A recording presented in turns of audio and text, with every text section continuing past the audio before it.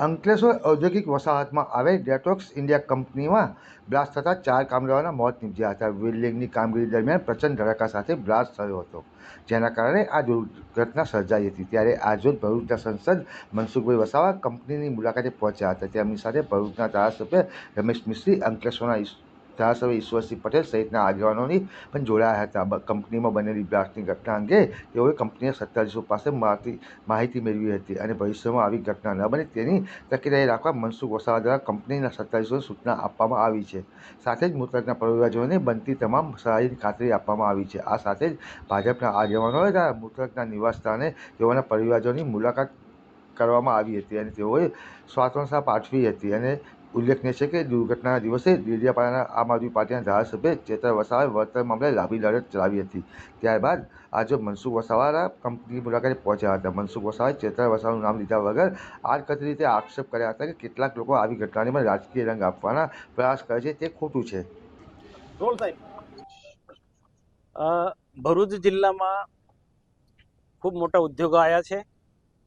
એશિયામાં સૌથી મોટી જીઆઈડીસી અંકલેશ્વરમાં પણ છે.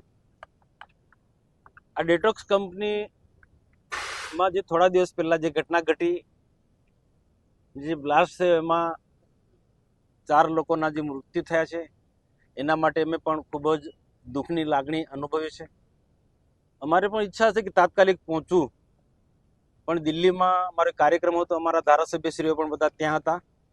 પણ અમે જિલ્લા વહીવટી તંત્ર, કલેક્ટરથી માંડીને બધા જ લોકોનો સંપર્ક કરીને તાત્કાલિક જે પણ મદદરૂપ થવું હોય, જે સહાય કરવી હોય, અથવા તો જે તટસ્થ ઇન્કવાયરી થવી જોઈએ, કોઈ પણ જાતનો બાંધછોડ ન થાય તપાસમાં, એના માટે અમે કલેક્ટર અને બીજા બધા જ અધિકારી, પોલીસ વિભાગને પણ અમે જાણ કરી હતી.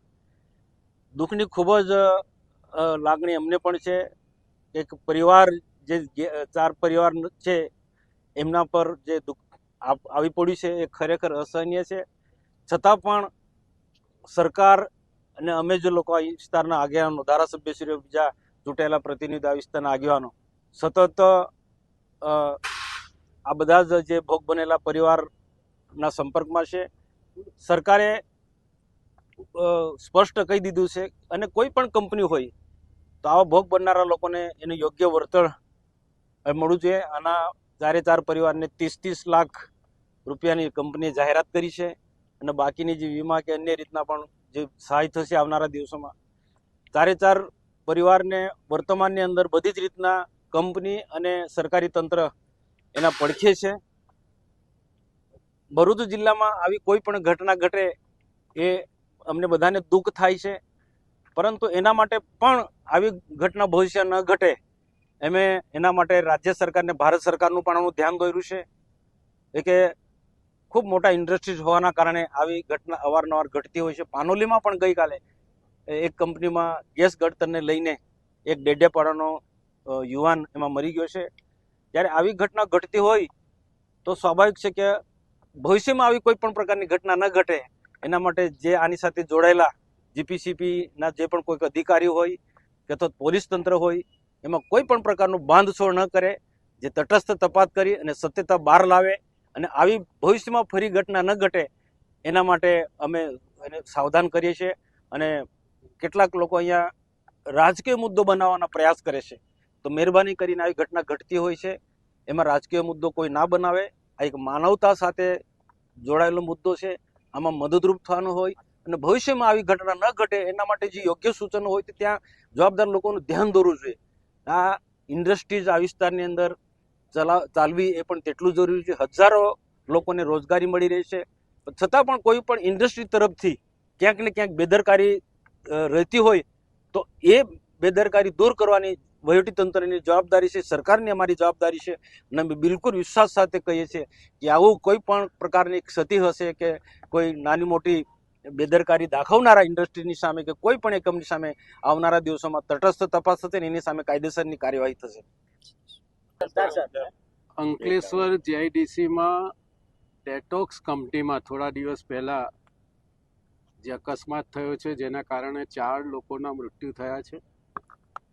આજે અમારા લોકસભાના સાંસદ મનસુખભાઈ વસાવા, અંકલેશ્વરના એમએલએ ઈશ્વરભાઈ પટેલ, જીપીસીબીના અધિકારીઓ, જીઆઈડીસીના અધિકારીઓ પોલીસ અધિકારીઓ અને કંપનીના કર્તાહર્તાઓની હાજરીમાં, પત્રકારો અને મીડિયાની હાજરીમાં આ સ્થાનની મુલાકાત લઈને તમામ પ્રકારના બનાવની વ્યાપક ચર્ચા કરીને કંપની દ્વારા લેવાયેલા પગલાં અને ભવિષ્યમાં આ ઘટના ન બને એના માટે જીઆઈડીસી અને જીપીસીબીએ કંપનીને શું ઇન્સ્ટ્રક્શન આપી છે ક્લોઝર આપતા પહેલાં, આ બધી જ વિગતો જાણીને કંપનીના સંચાલકો સાથે ચર્ચા થઈ છે. જે લોકોના મૃત્યુ થયા છે એ પરિવાર સાથે કંપની સંચાલકો અને કોન્ટ્રાક્ટર સંપૂર્ણ સહાયતાના મૂડમાં એને કેવી રીતે વધુમાં વધુ મદદ કરી શકાય એ હેતુ અને એ પણ આગ્રહ રાખવામાં આવ્યો છે. કંપનીએ 30 લાખ રૂપિયાની સહાયની જાહેરાત કરી છે. આ સિવાય કંપનીના જે રેગ્યુલેશન રૂલ્સ છે એ પ્રમાણે આ પરિવારોને આનાથી પણ વધારે રકમ મળે એ પ્રકારની એમણે ખાતરી આપવામાં આવી છે. તપાસ જીપીસીબી કરી રહી છે.